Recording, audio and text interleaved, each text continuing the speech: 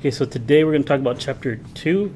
So in chapter 2, we're actually going to cover everything in chapter 2. Like some chapters, we won't cover everything in those chapters, but for chapter 2, we will.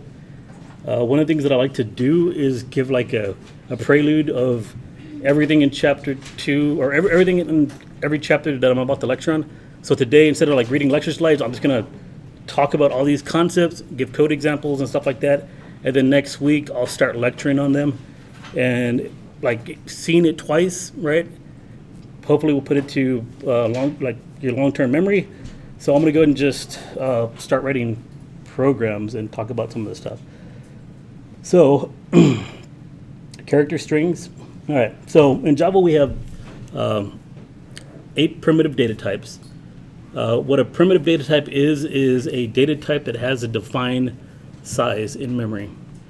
The Java also has different object types. So those object types don't really have a truly defined size. They can be, of any size. But whenever we create a variable that holds a reference to an object, it's really just like a pointer to the location of where that object lives in memory. So a string is technically an object, and we've already been writing strings. So a string is, let me just bring up Notepad++.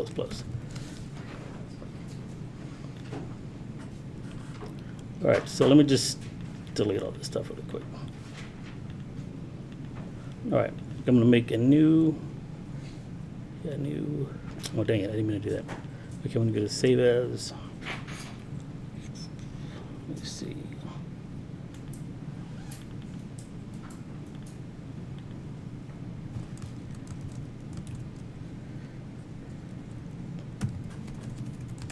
So I made a folder in the Dropbox folder that I share with you guys called demos. And I'm going to make another folder called chapter 2. And then name this file, I'll call it string demo.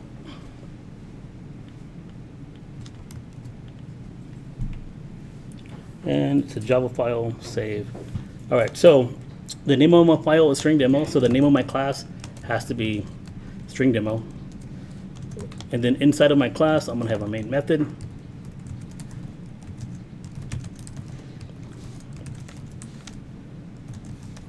And then inside of my main method, so far all we've done is something like this, right? System out print line, and then we just printed out something to the console.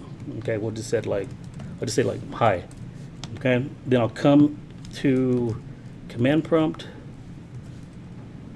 I'll change directory to where this file is located. So Dropbox public.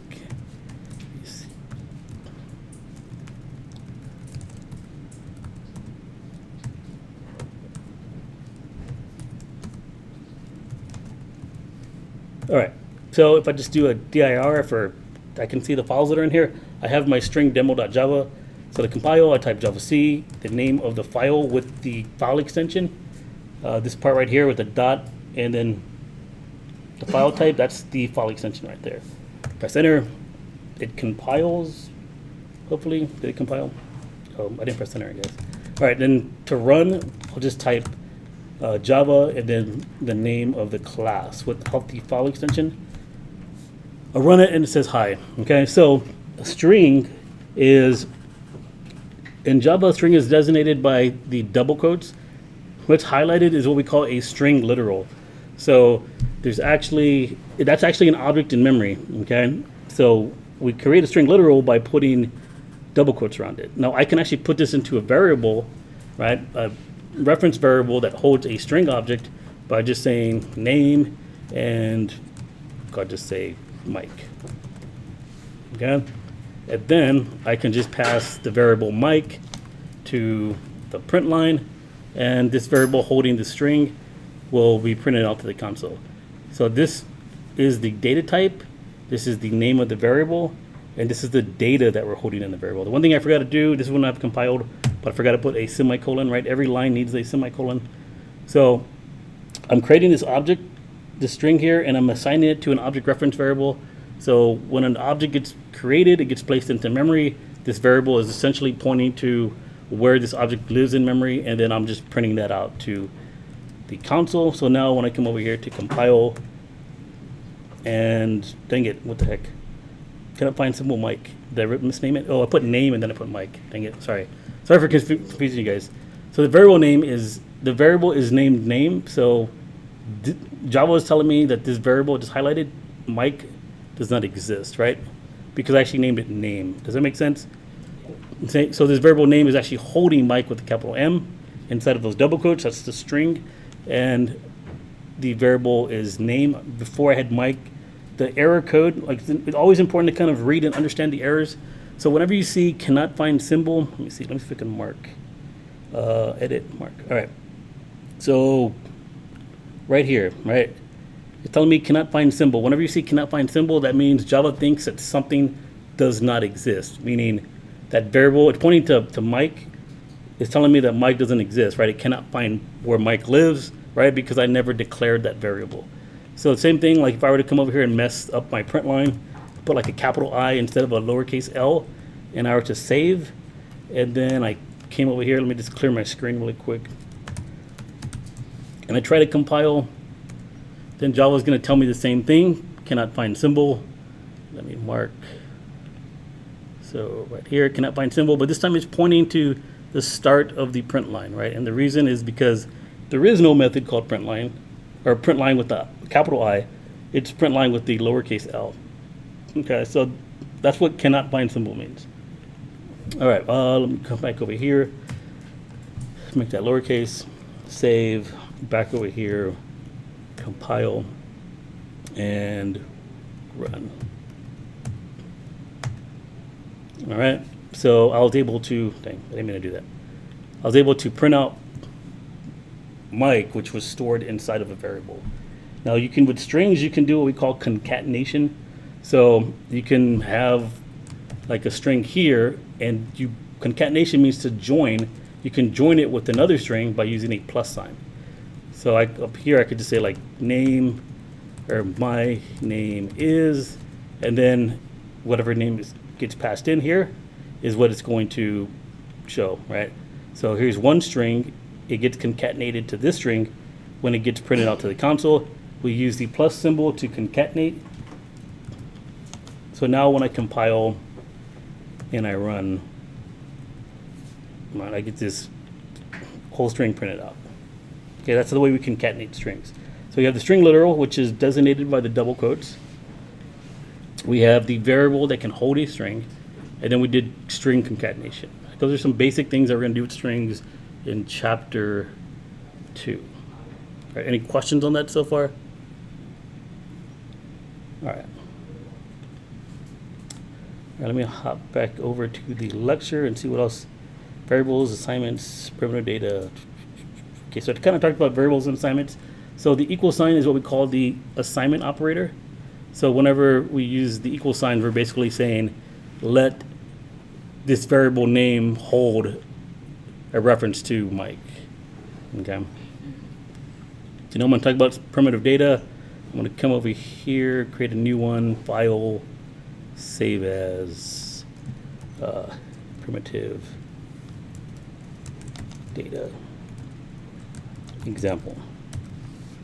I'm going to copy this, save this as a Java file. So I'm going to have public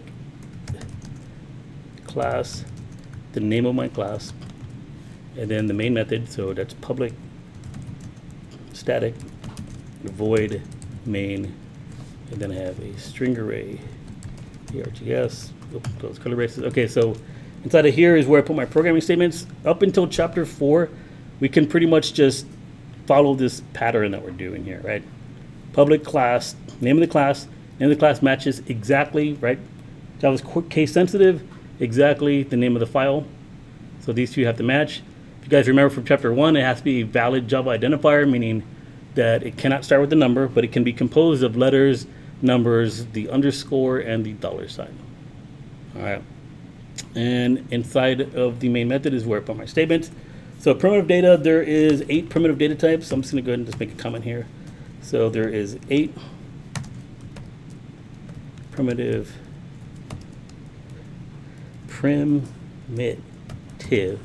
data types. Okay, and we have 4 integers. Okay, an integer is a whole number, and we have 2 floating points, meaning it can have a decimal, and then we have a Boolean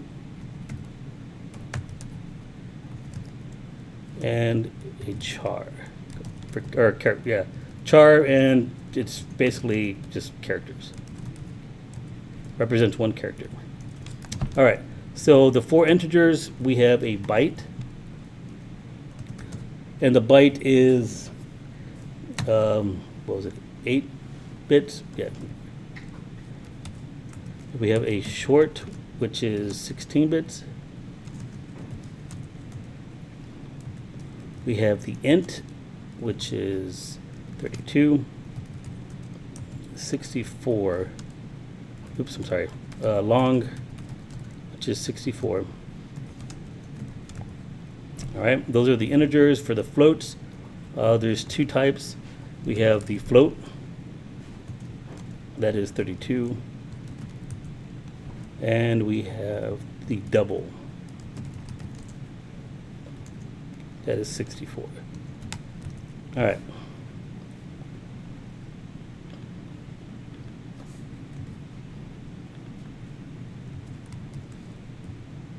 All right, so I'm just gonna leave that code comment there so we know, but we are gonna go over this when I lecture next week from the PowerPoint slides. So we have these 8 primitive data types. We can create data and store data into variables of these types. So for instance, if I wanted to hold an integer, I can just have an int num1 is equal to 7, and then int num2 is equal to 100, and then do something where I have the sum is equal to num1 plus num2. Okay, now it's important to note that the plus sign does addition when both of the operands are on each side of the plus sign are numbers, but it will do concatenation if one of these operands is a string. Okay, so, and the result of that would be a string. So over here we did concatenation, right? But over here what we're doing is we're actually adding these 2 numbers together. Okay, so if I were to just do simply to say system out print line and say sum is, and then print out the sum, we can see that it actually took these 2 numbers and added them together. Let's hop over here, clear my screen, compile Java C, the name of my class, what do I name it? Primitive data types. All right, and then run. You can see that we got a sum of 7. Okay, so that is addition. Now, like I said, if I had to say over here, I had string and I just had like name and I don't know, we'll say Frank. Okay. And then here I had another string. I'm gonna call this one of, let me see. I have no idea. Result. Okay. So so basically what I'm gonna do is I have a string. So I told Java I want to have a string variable named result, and I'm going to assign it equal to the name plus num1. Okay. So my name plus num1, and we're going to see what prints out in result. So we'll say result is, and then we'll print out result. So remember here, name is a string, and then num is a number. So this is actually going to do concatenation, meaning it's going to be Frank and then a 7 at the end of it.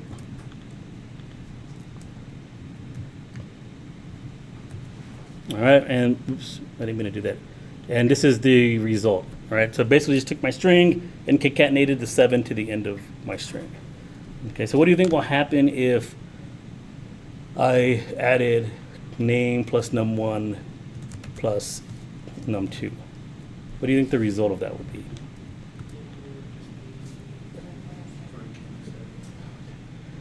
It'll be Frank 107. Okay. All right, so Java does what it calls the order of operations, right? So it's going to add name in num1 first, and then add num2 to the result of name being added to num1. So when we added name in num1, we got a string, which was Frank7, right? So then it's going to add num2 to that string, which is 100 concatenated to Frank7, right? So the result will be Frank7 100. All right, let me print that out really quick. So compile, run, and that is the result. Okay. Now, if we wanted to force order, we can use parentheses. So just say I wanted to num1 and num2 to be added first, and then concatenate that to the name. Then I can just use parentheses to force that order, and then come over here, compile, and run. Okay, now we get Frank 107. All right, so it's kind of important to remember that. Just some students make that mistake on some of the problems. All right, so let's see what else is there. All right, so these types they all have sizes. Okay, so 8. I don't know if you guys remember, but 8 bits means that we can have 2 to the 8 power. Where's the up caret on here? Oh, there it is. 2 to the 8 power. So what does anybody know the result of 2 to the 8 power?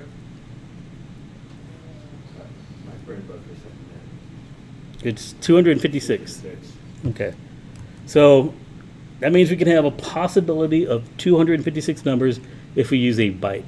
Now the way Java works is it includes negative and positive. So with the byte, you have 256 numbers, which are going to start at negative 128, and you include the 0. So that means the highest number you can have is a positive 127. Okay. So let me just kind of give you an example of this. I'm going to come over here. Let's see. All right, right over here, I'm going to have byte, and I'm going to say byte. I'll name it byte 1. Okay, I'm going to assign this value 127, and then what I'm going to do is print out the result.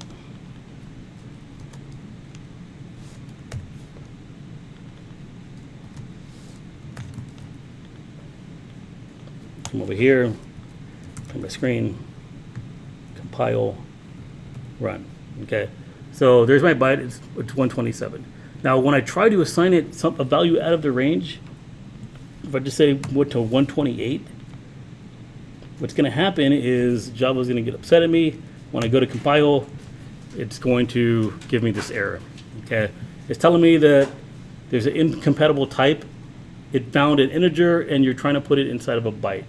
So the way Java works for integers is it treats every integer, like every number that we type in, right? So an integer literal is what's highlighted, 7, 100, 128. When you hear the term literal, it just means the actual value because you type that value actually in. You're not pulling it from somewhere else, like a database or something like that, or grabbing it from the user. That's a value that's typed into the program. That's what literal means.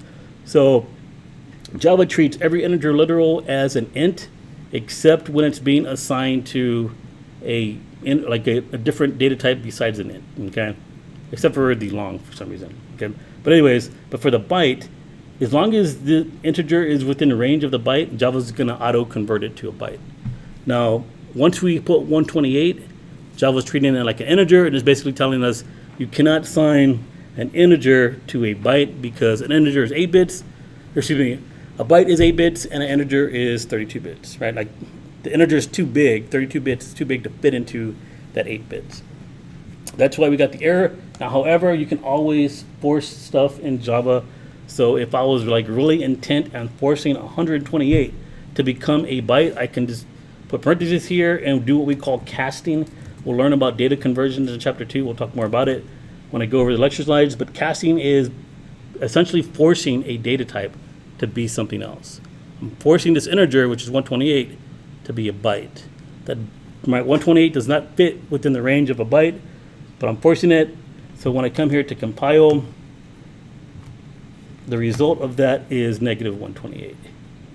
Okay? Can anybody explain what happened? Like, why is the value 128 when I entered positive? Yes. Is it, since it's trying to cast it to a byte and it's outside of the range on the positive spectrum, it rolled around one to the negative Exactly. That's exactly what happened. So, I think that's what happened with the Civilization series, with the infamous aggressive Gandhi. I've never played that game. Basically, they had aggressiveness values for every nation, and Gandhi's India was at 1. And when you develop democracy, your aggressiveness decreases by 2. So his would decrease by 2 and roll over into negative, which was outside of their range, and it would instead become 127. Okay. And he became the most aggressive character in the game. That's awesome. Those are good hacks to know. But that, yeah, Java does the same thing. So if it's outside the range, it's just gonna like roll, right? It's not. So there's other programming languages that do different things. I know in C++, I'm not actually sure, but it was a long time ago that I studied C++. But for Java, it's gonna roll. So if I added, so 129 would be what? What would 129 convert to? Yeah, negative 127. It's gonna keep incrementing to, like it just basically is flipping, and then it's gonna keep going up. Yeah. All right. Any questions on that? Okay, so just like you can't assign an integer to a byte, like a literal integer, you also cannot assign an integer to a byte, even if it's within range. Okay, so let me try this now. Let me come over here. I'm going to say byte number 2. All right, and this time I'm going to assign byte number 2 to num7. Now, 7 is within range of the byte. Everybody agree with that? Right, so we would think that everything would be okay, but unfortunately, because we assigned this to an actual integer type, we're going to have to also cast this to be correct, to be a byte. So if I come over here and then try to print out byte 2, I'll save, clear my screen, compile, and I got the same error. Okay, and there's no, like, before when I had an integer literal, Java was okay from converting it from an integer to a byte because it was in a range. But this time, Java's not going to do that because we already told Java, put this 7 into an integer container, and I want it to be an integer. So Java's not going to just auto-convert that to a byte, even though it's within the range. So if I truly wanted this num1 to be a byte so that I can assign it to byte 2, I'm going to have to cast it to a byte.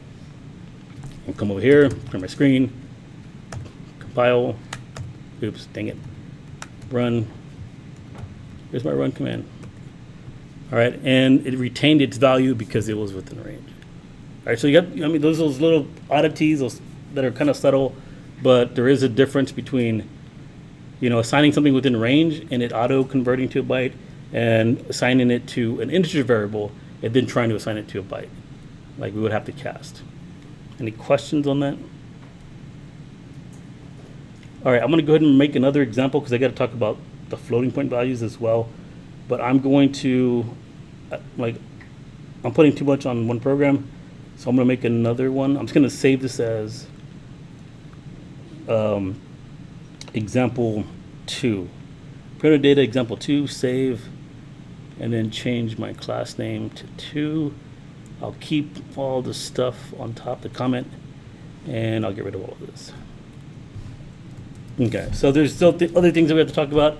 The long, which is kind of strange. So there's this other problem with long. There's this other issue that we have with long, where if I have a long, I'll just call this one long 1, and I'll just say it's equal to 9. And then I'll say system.out.println. Now long is an integer, meaning it's a whole number, but it's 64 bits instead of 32. Java treats integer literals as ints, okay? So this assignment is okay because obviously any int is within range of a long. So I'm able to compile and run this program just fine.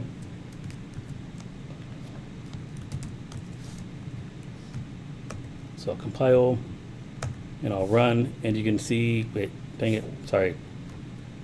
I compiled the first example. And I'll run the second example, And you can see that here's my long, it's just a 9. Okay. Now the range, so an int is 32 bits, so 2 to the 32 power divided by 2 essentially, because it goes from negative to positive. I forgot how big that number is, but I believe it's, if you go more than 7 digits, then you're in the long territory. So what I'm going to do is it's 1, that's 2, 3, 4, 5, 6, 7, 8. Okay, so I have 8 digits here. I'm going to save, compile. Dang it, that worked. Let me add more. I thought it was 7. I'm going to keep adding digits to this until it doesn't compile. All right, I'm going to add a few more. All right, save.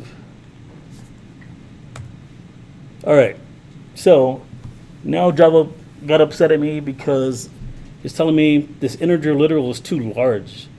All right, saying this is way too big. That's not an integer, right? Even though I'm assigning it to a long, it's Java, for some reason, Java will not upconvert integer literals to fit inside of a long. I have no idea why, but maybe because it wants you to make sure that you really want to use a long. So this is too long for an integer, but it should be able to fit inside of a long, I think. I don't have the max value memorized for long, but the way we do that is you use a lowercase L or an uppercase L. Now, everybody will tell you who's a professional programmer to always use a capital L, and the reason is because a lowercase L looks too much like a 1, right? That looks exactly like a 1. You can't tell that that's actually an L because look what this, that's what 1 looks like right there, right? But this is what the L looks like. I guess the tip is a little slanted on the 1, right? So use a capital L. The capital L is a way that we can tell Java that this is a long literal. So we want to treat this value as a long and not an integer. So now when I save and I compile, it works, right? And then I can just run this program, and there's that value that I just printed out.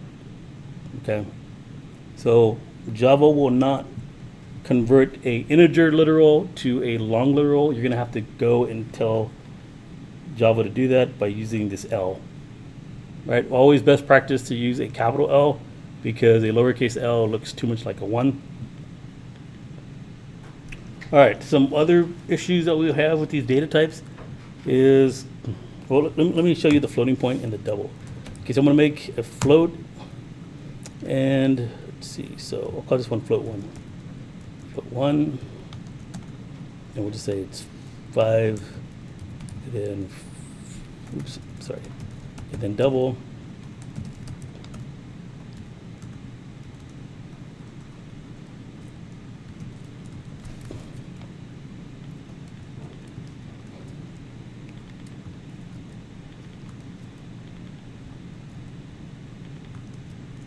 I'm going to put some strings here so I can label these.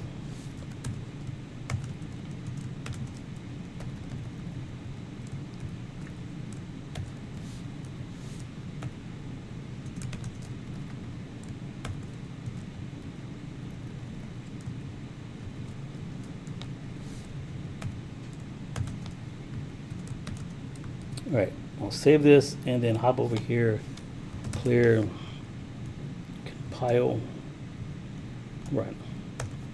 All right, and here are float and the double. Now the float and the double is what they call floating point numbers, meaning that it's going to allow for fractional parts of the number. So it's always going to show the 0.0 even though there's nothing there, right? Even though there's no fractional part there. Now we can assign values or fractional values to these values. Like if I come over here and say like 10.000001, okay, and come over here, compile, and I run. Okay, everything works. Now the float has a problem similar to the problem with the long, where if I were to come over here and add a decimal point, it doesn't matter how small the decimal place is. If it's just the 1 right there, then I come over here to compile, it gets upset at me. Okay, so it's the same problem that we had with the long, except this time Java will not auto convert what it considers to be a double literal to a float literal. Okay, so Java treats anything with a decimal point, any number with a decimal point, as a double. So it's going to treat it as a 64-bit number, right? Just treat those as doubles. So you're trying to insert a 64-bit number, even though it's 5.1 and it's in one range of a float, into a float, right? Java wants you to do something to let it know, I want this to be a float. You can cast it, which makes no sense, right? I can come over here and just say, you know what, make it a float, and it will compile and run. But the proper way of doing this is just create what we call a float literal, and you create a float literal the same way you create a long literal, except instead of using an L, you use an F, right? So you can use a capital F or a lowercase f. In this case, it doesn't matter because the F does not look like a number. So you can either use capital or lowercase. And now when I come over here to compile and run, you will see that it put that 0.1 in there. Okay. Now the difference between a float and a double is the size. So there's only so far that you can go with this, right? I believe you can't have more than 7 significant digits. I know I said that the last time, but that didn't work. Okay, so I'm pretty sure that number cannot be a float. So I'm gonna come over here and save this, compile. Oh dang, what the heck? Oh, but I think because I said it was a float literal, maybe. I don't know, I'm so confused. Yeah, so just cut it off because it's like me casting it to a, it's the same thing as me casting it to a float. So just find out, like, basically just said, this is how many significant digits I can have, and it cut it off. So cut it off at the 9. So where was the 9? Actually, it looks like it didn't round, but it just gave you a 0.9 after the 1. I guess I rounded this part. Okay. Now, normally, so let me talk about something really quick. Okay, so Java normally doesn't round primitive data types. So even though it might look like it's rounding, what's actually happening is like floating point values is really difficult to represent in binary. So it's converting decimal values, right, which is like base 10, which has fractions in it, to binary form, doing the math, and then reconverting it. So sometimes you'll have these weird things like if you use a double or a float and you just add like 2 numbers that don't have any fractional part on them or a small fractional part in them, it's going to give you like this weird result where, you know, instead of being like you're expecting the result to be like 4.001, it might be like 4.0099999999, right? Like, because when it, for some reason when it did that math in binary and then try to reconvert to decimal format, it was off. Okay. Now there are some classes that you can use that we aren't going to talk about in this course that can handle like big decimals, and the name of the class is actually Big Decimal. If you go to the Java API, which is something that everybody should know about, like if there's any classes that you want to read about, just go to Java API and we'll hop over to 7, I suppose, and look for the class Big Decimal. Actually, let me do Control F. Big Decimal. Right, these are all the classes that come packaged with Java. There's so many of them, right? But you like there's I don't even know all of them. The only reason I know like maybe what people consider a lot is because when it comes time to need them, to use them, I just look it up and find out what I can use to help me do something that I'm like help me solve some problem, and that's how you will get more familiar with some of these classes. But anyways, if you want to learn more about that class, you can come here. Also the same thing, if you want to learn more about the string, and we will talk more about the string in chapter 3. Let me find the string class. Man, there's too many entries of string. All right, let me just sort by package. So the string class lives in java.lang. So I'm gonna go to java.lang package, and then from there I'm gonna go to string, right? And there's all these additional methods. Let me clear that out. All these additional methods that we haven't learned about yet that are part of the string class that we can use on a string. Okay. All right, we'll talk more about that in chapter 3. But there's other references out there that you can use. Okay, so I'm going to go ahead and try to slap this number into the double, and we'll see how many of the significant digits it retains. I think that might be too big for a double. Java will complain if it is, I think. Oh, it's not. Okay, it was too big, but it just took it anyway. So 82. So like maybe 341. So right here, 341.7. So cut it off like right here. All right, but I didn't complain. I'm surprised. So I guess I don't know, maybe it's just something that they've updated recently. All right, let's see what else about this stuff. Oh, I need to show you converting decimals to integers, because that's actually kind of important. So let's just say we have this floating point value, which is like 5.9999999. Okay. All right, and I have this integer that I want to use. Now, an int is 32, a float is 32.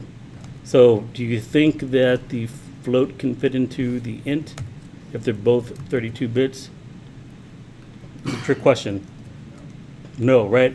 And the reason why is because even though they're both the same size, the float has decimal values, right, which has more precision than an integer. Well, an integer does not retain any decimal values. And to show you an example of this, I'm going to print out this integer where I assign the int whatever values inside of my float.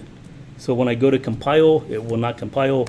Java's smart enough to catch that. It's basically telling you the same thing. Like, you know, you can't assign a float to an integer. Do something about that. Now, in Java, you can force anything to be anything by using the cast. And sometimes it won't you'll have a runtime error, and sometimes you won't. But for primitive data types, you usually do not have a runtime error. So I'm going to come over here and I'm going to cast this to an integer. So I'm going to force 5.999999 to be an int. So when I come over here, I'll clear my screen. Come up here, compile, and run. Dang it, what the heck? Why did it do that? I thought for sure that it would concatenate off the... I'm so confused now. So maybe when it went from binary to decimal, I have no idea. I'm so confused right now. All right, let me just do 5.90001. All right, what the heck? I was expecting the decimal part to just be completely dropped off. Okay, so at some point, it just gets too large, and Java just treated it like a... So it's not rounding. I just want to prove that it's not rounding. It's doing something else. Okay, so this, right, this turned into a 5 on an integer, but when I went too big on my 9s, it just went to a 6.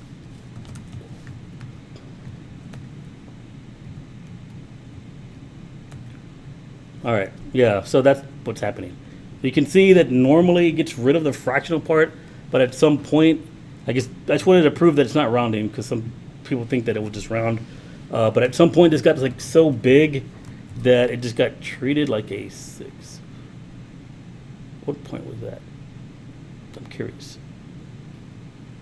Oh, maybe because the float got changed into a 6? Yeah, I think that might be it. All right, so... Okay, let's see what that looks like.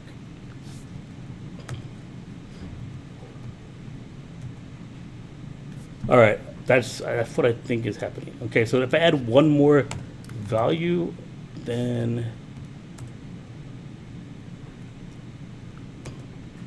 yeah, because this float is a 6. I think that's what happened. I didn't look at the other example, but luckily I'm recording myself, so I might just actually go back and look and see if the float 1 was a 6, so the int turned into a 6. So what happened was, there's too many digits here for a float, so it somehow got turned into a 6, and then now you have a 6 here, so you change the 6 into an integer, and it just turned into a 6. Right, but it's safe to assume that an integer is just going to drop off all the decimal points, because you are going to need that in chapter 2 when we do some of the problems where we're multiplying coins by their value and then converting them to the number of coins, where we just want to completely like remove the fractional part. If you just want the whole number, just keep that in mind. All right, so let me hop over to here, expressions. All right, expressions is one of those things where I just gotta have to show you the table and all that, but I guess maybe we'll talk about that next week. But what they mean by expressions is just all the different types of math that you can do. We can multiply, we can divide, we can subtract, and add. And there's one other one that we can do, and we'll talk more about it when I lecture on chapter 2, is you can get the remainder of division. So if you divide 5 by 2, the result of that is 2.5, right? Everybody agree with that? But the like if you wanted to know what the remainder was, meaning like you didn't want to actually divide that last part, then the remainder of that would be 1. Like it'd be 2 remainder 1, right? So you can get the 1 out of that by just using the percent sign. I guess I'll just show it to you really quick. Well, I can't. It's like super down there somewhere.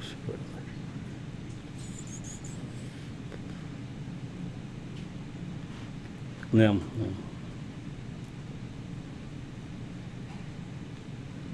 Right, so it's basically just a percent sign, right? So we can add, subtract, multiply, divide, and then percent sign is a remainder. You set it up just like the way you would do division, except it's not going to give you the result of it. It's not going to be the fractional part. It's just going to give you back whatever was left after you divided it, right? So if you have 2 or 5 remainder 2, or excuse me, 5 the remainder division, right, with the percent, and then 2 the result of that would give you back a 1, meaning you divided 5 by 2, it went in 2 times, and then you had that leftover 1 from that 5, right? Because 2 goes into 4, and then there's like that remainder. Yeah. But next week, we'll talk about that more. So one of the other really important things that we have to talk about, because you really need this to do your homework, is the scanner class. So this is where it kind of gets a little complicated.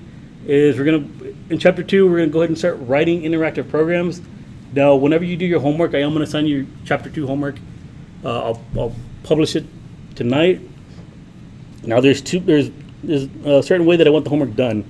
I have instructions for the homework, and then you have the book, right? So the instructions, you have instructions in the book, but whatever instructions I give you additionally over in Canvas, like supersedes whatever the book tells you to do.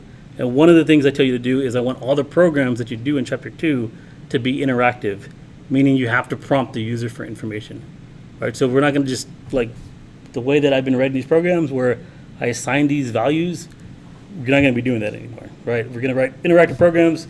You ask the user, enter your name, right? You give your name, you print out the name, or enter, some value, right? Enter a number, enter another number. Then you print out, you get the 2 numbers and you multiply them together and print out the result. All right, so let me show you how to do that, because that is important to start on your chapter 2 homework. So I'm going to create I'm going to save this as, and I'll call this one scanner demo.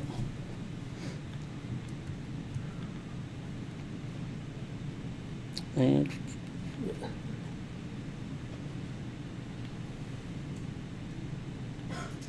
all right, so the name of this class is scanner demo. So public class scanner demo, open curly brace, and then we have our main method, public static.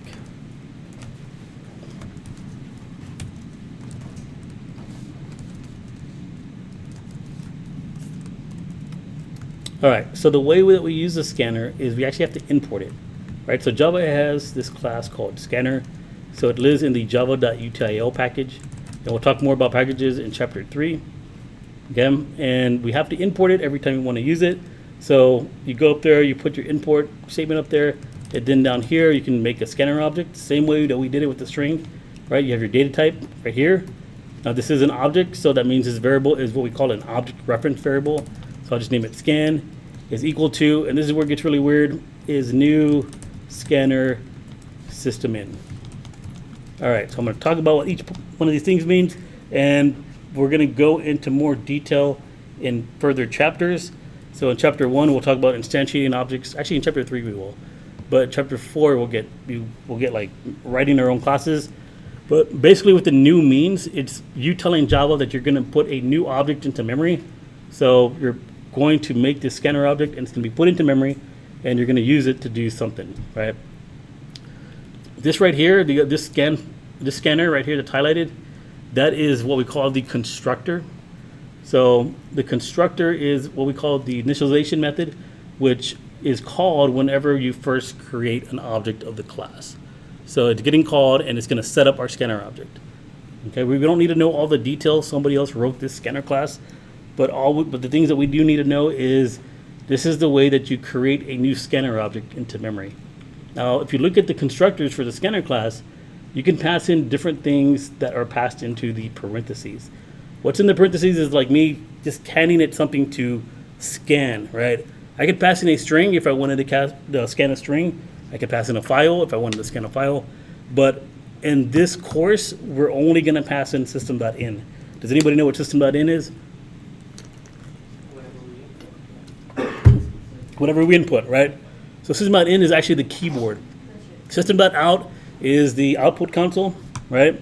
System.in is the keyboard. So we're basically listening to the keyboard. That's what this actually does. So it's going to create a scanner object that listens to the keyboard and put that object into memory. And now I can use this object to read input from the keyboard. Okay? So I can do things like system.out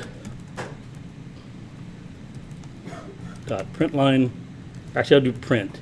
There's a print and there's print line. Print line puts everything on its own line, but print will kind of put everything on one line. And the reason why I prefer print when I'm doing prompts is when you actually type in your value for the prompt, it's like on the same line. I just think it looks nicer. I'll just say like enter your name, right? And then maybe I'll also ask them enter the current year. Okay, so I'm gonna ask the user for his name and the current year. For some reason, not quite sure where I'm going with this, but I'm gonna have a string name to hold the name, and then I'm gonna have an int year to hold the year. Okay, so this is what we call declaring. I declared those variables, but I haven't assigned them any values yet. I'm gonna assign them the value after I prompt the user and they enter something in. So what I'm going to do is I'm going to say, okay, well, name is going to be equal to my scanner object dot next line. Now, what the next line method is going to do, it's going to listen for keyboard input where they actually press enter, right? That would be an entire line. And once it reads that, it's going to assign that value to name. Okay. And then the next thing I'm going to do is I'm going to say, okay, well, now year is going to be equal to my scanner object, which can be referenced with scan dot next int. Okay, that is going to read in an integer value. Okay, and then I'll just do system.println to prove that these values have what I just typed in from the keyboard, and I'll just say your name. Dang it! What the heck? Your name is, and then print out the name, and then. Damn. All right.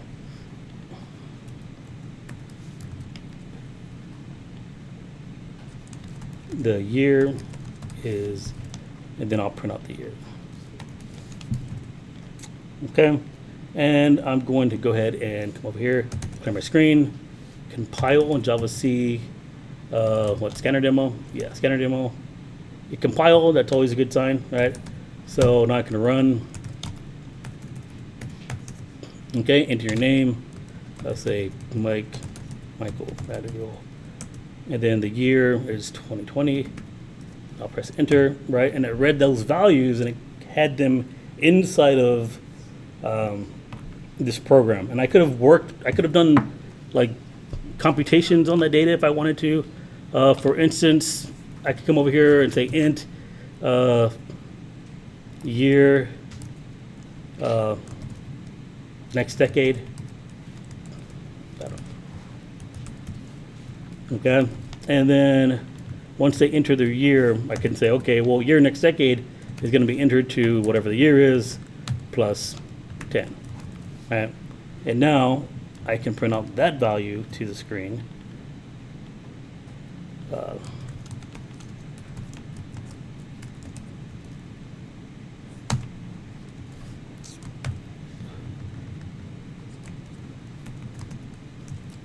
Okay, I can come over here and clear my screen, compile, and run. I misspelled my name, dang it. All right, year 2020, and then just telling me this is your name, this is the year, this is the year next decade, right? So I entered some data, and I was able to take that data and do some type of work on that data. Okay. All right, I'm gonna make another example of this because I want to show like this problem that happens with the scanner. Yeah. Top. Yeah, so all this is in that Dropbox folder that I shared with you guys. So as I'm typing all this out, it is actually getting saved to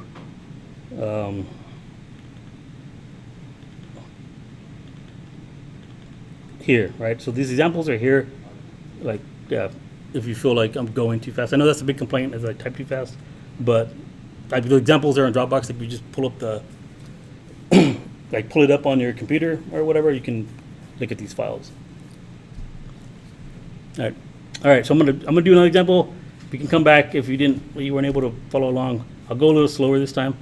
So I'm gonna come over here. I'm gonna save this one as. Actually, we'll give it like a more meaningful name instead of just demo. We'll call this one like I don't know. Shit. How about like pet? How about like vet? Yeah. Okay, let's call it vet, like for a veterinarian. And I'm gonna name this one, or I'm gonna give it, it's gonna be .java. I'm gonna save this, and this is gonna be a public class vet, open, right, open curly braces, and public static void main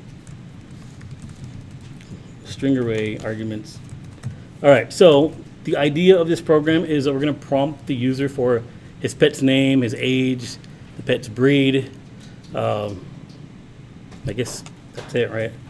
Okay, so I'm gonna say import java.util.scanner. So this is gonna kind of simulate, you know, some entry that somebody would do for a veterinarian.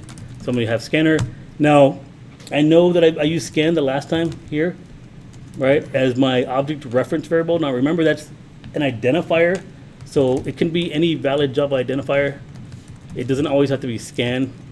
You can name it whatever you want. I just use scan because it makes more sense. I also like to use my scan, but if you wanted to, you can use $, underscore, underscore, underscore. Make it really complicated on yourself, right? And it's still going to save, and it's going to compile, and it's still going to run. To prove that, I'll come over here, Java C vet. It compiled. And then if I wanted to run it, it's not going to have any output. But if I wanted to run it, right, there you go, right? So the name of my scan, or the reference to my scanner object is in this weird variable right there. Super confusing, I know, but I just wanted to kind of give you that example. All right, so let's change this name to something that makes more sense. So this time I'll go with my scan, okay, for the reference variable for my scanner. And over here, I know I'm going to need a string for the pet name. And actually, I broke one of my rules for our coding standard. And then pet name, pet breed, right? And then over here, I'll have an int for the pet's age. Or actually, I should probably name it pet age to kind of follow that pattern that I'm doing. All right, so I created a scanner class or scanner object. I had variables to store the pet's name, the pet's breed, and the pet's age. And the next thing I'm going to do is create prompts to prompt the user for all this information. So I'm just going to do system out print line, actually print because I like to have the prompt and the input on the same line. So I'm gonna say enter pet name, okay, and I'm gonna copy this. Like I like to just copy paste like that, right, 3 times, because I know I'm gonna also ask for the pet's age and the pet's breed. Okay, I'm gonna put some spaces between these because I know I'm gonna have to store the values into my variables, right? Because I know once I prompt the user for the pet's name, I'm going to store that value in the variable pet name. So pet name is going to equal something, right? So I'm just going to leave this like that for now, so that, yeah, okay. So it makes more sense. You can kind of see the pattern that I'm doing. So here I have pet name, then I'm asking for pet's age, then I'm asking for pet breed, okay? Now I'm going to assign pet name equal to my scanner, which I named my scan. So my scan, and to get a string, we can do next line. Okay. For the age is an integer, so I'm going to do my scan dot next int. It's important that you use the right methods. If you're running into some problem where it's saying incompatible types or something like that, I should say something like incompatible type. It's probably because you're calling the wrong method for whatever data type you're trying to save to. Okay, now you could save an integer to a string, but you can't save a string to an integer. Okay, all right, and then the pet breed is also a string. So my scan dot next line. Okay, and then what I'm going to do is I'm going to do something really clever. I'll just say system.println. And I'll kind of like just print out like this info sheet, like if you were like at a real vet, like pet name, right, and then a colon, and then the actual pet's name. All right, I'm going to copy and paste that a couple of times. Okay.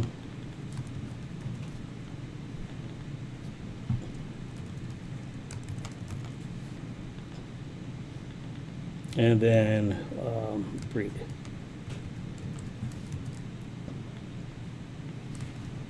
All right, so really basic, right? Scanner up here. Declare my variables right here. I should probably put some comments in here. Okay, so instantiate, whenever you create an object of a class, we call it instantiation. We'll talk more about that in chapter 3. In chapter 3, instantiate a scanner object.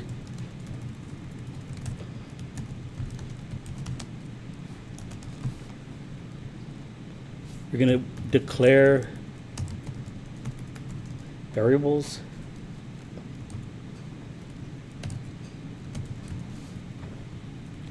Say prompt for and store pet name.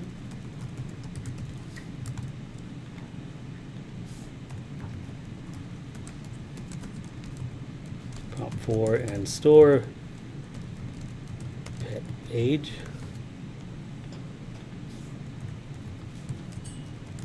Prompt for and store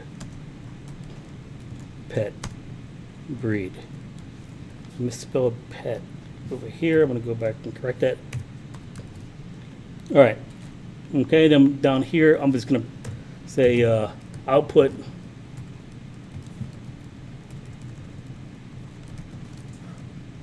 pet info. All right. So it's like a data entry program, right? They prompt them for the data, they enter in the data, and obviously at some point I would save it to a database or a file or somewhere, right? If I wanted to keep it long term, but then I'm just going to print out, for now I'm just going to print the data out to the console. All right. Any questions on any of this so far? All right. So let's compile. I should be compiling as I go.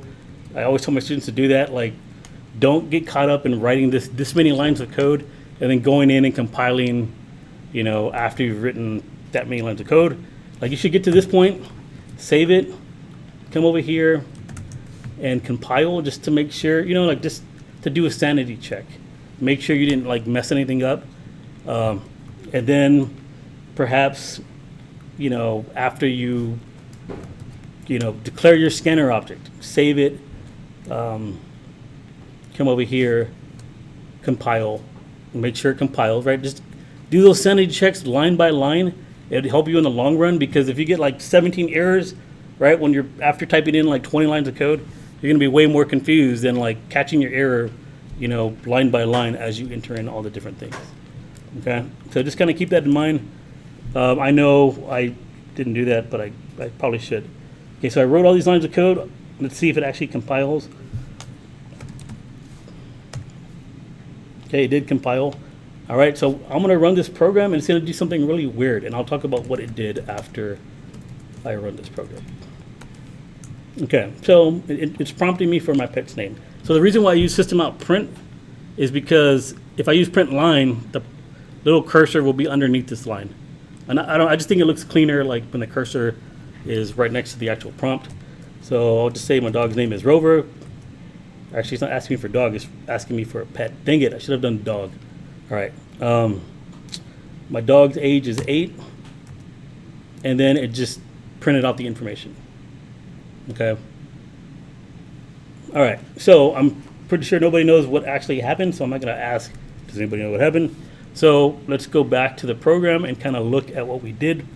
Okay, so the scanner, when you use the next line, it's going to grab the entire line. Okay. Now the next int isn't actually going to grab the entire line. It's what we call a token scanner. It's going to grab the first integer it sees after you typed it in, okay, and press enter. Okay, so it's going to leave behind that new line character. And now we're going to next line, and the next line is going to grab whatever the next int left behind. So it basically found a new line that was empty. And that's why when we hop back over here, the pet's breed is like, there's nothing there, and it just, right, it printed nothing out right there. Okay, this is a common problem. I'll talk more about it also next week, because a lot of students run into it, especially when they do their homework from chapter 2. But what happened is you scan the whole line, you scan part of the line, you only took the number off, you left behind the new line character that was there when you press enter, and then this pretty much grabbed that new line character. Now there's several ways you can solve this. You can rearrange the data, right? Like one thing that students like to do is say, you know what, I'll just ask for all my lines first, and then I'll just come over here and problem solve. And this will actually solve the problem. So if I come over here to compile, it compiles, and then when I go to run, it actually runs, and I can say like my pet's name is Rover, his breed is poodle, and the age is 12. And everything worked as expected. Another thing that you can do, like if you're absolutely insistent on keeping the order, scan a line, scan a token, scan a line, then what you can do is you would just have to know as a programmer, you're going from a token scan to a line scan, and you can kind of just free up that new line character by just calling this method without capturing the data from that method, right? It's like I'm releasing that new line character. And then I can have the prompts in the order that I originally designed this program for. Let me clear my screen, compile, run, and then pet's name, a Rover, his age is 12, and he is a poodle. Dang, misspelled that. But anyways, there is, got the same output. All right, any questions on that? So in chapter 2, you're going to be prompting the user for data. Your programs are like going to get this complicated. I know class moves really quick. You have to stay on top of this. There's a programming tutor. You can always come in early, ask me questions, right? But if you feel like overwhelmed, like you should be, so that means you need to start like putting your mind inside of that book, trying to program. Like the only way you can learn how to program is to actually program, like typing it out, typing it out, typing it out. Like I have all this stuff memorized because I do it all the time, but you're gonna run into little problems where you're gonna misspell something, it's not gonna be properly capitalized, you're gonna forget a semicolon, you're gonna forget a curly brace, right? And it's gonna just cause like so many problems, you're not gonna be able to figure it out. You get frustrated. That's why I recommend, like when you're first starting out, like go to the tutoring lab, right? And he can just tell you like, hey, you're doing this, doing that. right? I don't mind like giving you guys, helping people out over email, but at a certain point, I'm gonna just say like, hey, I want you to try to like relook at what you did and see if you could figure it out, right? Because I'm gonna help you from a teacher's perspective.